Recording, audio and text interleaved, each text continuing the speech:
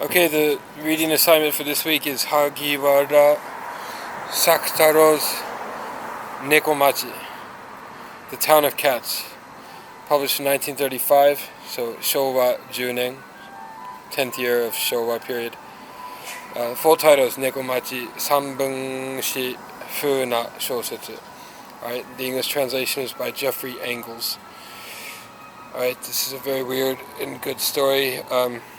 Study guide at the beginning, we have terms, related concepts, topics. I'm going to explain those very briefly. Look up the following terms, concepts, topics, and consider their relation to the text. Drug use, its availability and distribution in modern Japan. Opium is pretty big after the Opium Wars, and in the 1910s, 1920s, 1930s, you see lots of opium use in works of literature, and we see opium here too. Or do we see speed? I can't remember. It might be some sort of amphetamine too, although amphetamines weren't developed till later. Never mind. Alright, number 2, parallax. Ignore that. Metaphysics. I think the term metaphysics, Keiji Jogaku in Japanese, appears in the text. What is metaphysics? Traditional branch of philosophy concerned with explaining the fundamental nature of being and the world. Traditionally, metaphysics attempts to answer two basic questions. What is there? Right, so questions of ontology. And what is it like? What is the thusness of that which is there? Right? So this is sort of a philosophical story in a way, right? It's asking this basic question, what exists? What is there in the world? And what are those things in the world like? What is their ultimate fundamental reality? Right? So it's kind of a philosophical treatise in a way. Dislocation and the aesthetics of, right? You see dislocation in a lot of modernist works, right? The aesthetics of getting lost, right? Wanderlust. He suffers from Wanderlust when he's young, but he gets over it and stays in the same place, but he still manages to get lost, even though he's staying in the same place. Defamiliarization is a literary term that was first sort of theorized in Russia. Ostranenyi. Japanese say ika. And what is defamiliarization? It's the distinctive effect achieved by literary works in disrupting our habitual perceptions of the world, enabling us to see things afresh, according to the theories of some English Romantic poets and Russian formalism. Right? So we see some defamiliarization here. Right? He's only able to see the ultimate nature of this town after he gets lost and is kind of discombobulated. Wanderlust, I just said, the strong impulse to travel. Plato's theory of forms is kind of in the background of this story, right? And what is Plato's theory of forms? Simply put, the idea that behind the flux of phenomenal appearances lies an immutable realm of non-material, abstract, but substantial forms or ideas that possess the highest and most fundamental kind of reality. The form or idea is aspatial, atemporal. It's an objective blueprint of perfection, and it's contrasted with the idol, which is a Greek word for an image or an appearance, which is merely the idea or the form's particular aspect, which exists materially and temporally. So the narrator of the story either hallucinates, or he's actually able to get beyond the realm of mere appearances and see some sort of ultimate idea or ultimate form behind the everyday reality. According to this theory, each concrete particular is an imitation of its abstract or eternal form. Alright, number 8 on the terms. Zhuangzi. Zhuangzi is Soshi in Japanese, and he's one of the sort of two forefathers, you might say, of Taoism, right? The other being Lao Tzu. Alright, and he has this famous passage in the Zhuangzi about a butterfly, right? It's this famous allegory of the butterfly, or parable of the butterfly, or episode of the butterfly. And I will read from Burton Watson's translation of a section of this passage. Once Zhuangzi dreamt he was a butterfly flitting and fluttering around, happy with himself and doing as he pleased. He didn't know he was Zhuangzi. He thought he was a butterfly. Suddenly he woke up, and there he was, solid and unmistakable Zhuangzi. He didn't know if he was Zhuangzi, who had dreamt he was a butterfly, or a butterfly dreaming he was Zhuangzi. Between Zhuangzi and a butterfly, there must be some distinction. This is called the transformation of things. That's from Zhuangzi, chapter 2, page 49 in Burton Watson's 1968 edition.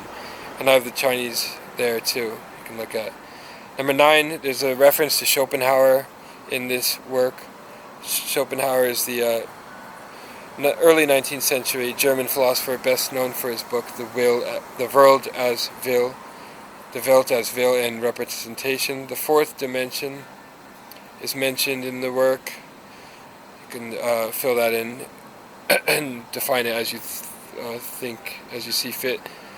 Number 11, the fantastic. Okay, this is a very important concept that I always talk about in my classes. This is an idea theorized by Todorov, who just died a few years ago. The fantastic. What is the fantastic? According to Bulgarian theorist Todorov, the fantastic is characterized by two things. A hesitation on the part of the reader in deciding whether to interpret the events of the story as unreal or real, natural or supernatural. And or B, a similar hesitation evident in the characters or narrators. Okay. To qualify as a work of the fantastic, the reader must be able to resist reading the story as a simple allegory or extended metaphor. In short, he must read it literally and metaphorically. Okay. Alright, the key point there is the fantastic is marked by hesitation, right? You read the story from beginning to end, and you're not sure whether to read it in read it as an instance of the uncanny or as the marvelous, right? You don't really know how to interpret the story. And a work of the marvelous is, for example, Harry Potter. You know from the beginning that the world of Harry Potter, the world of the story, is not the regular world. Right? The normal laws of physics do not apply to that world. People can fly. And you read it in that register as a work of the marvelous. A work of the uncanny, on the other hand, it might seem like there are some strange or supernatural things throughout the story, but at the end of a work of the uncanny, you realize that it was just a dream, or it was all just a hallucination, or it was all because he was on drugs, right? The events that occur, the seemingly strange events that occur in the story, can be explained rationally at the end of a work of the uncanny, right? Uncanny, marvelous, and then we have the fantastic, which is in the middle of these two poles, right? And the fantastic is where you can't make up your mind which mode to read it in, and you're constantly hesitating and hovering between these two modes, right? So consider this idea of Todorov's genre of the fantastic, and consider whether this work qualifies as that. I think it might, actually, because there are several very plausible interpretations of the story, and all of them can kind of exist simultaneously, and we don't have any definitive conclusions at the end. Alright, moving on. Spirit possession in Japanese folklore is very big, and we see some spirit possession here of cats and foxes. Not foxes, but cats, I think. The idea of utopia versus dystopia, right? The town that he stumbles upon at first glance seems a utopic town, but it turns out to be anything but. The idea of metamorphosis is here. And in the title, Hagiwara Sakutarō refers to this work as a prose poem, right?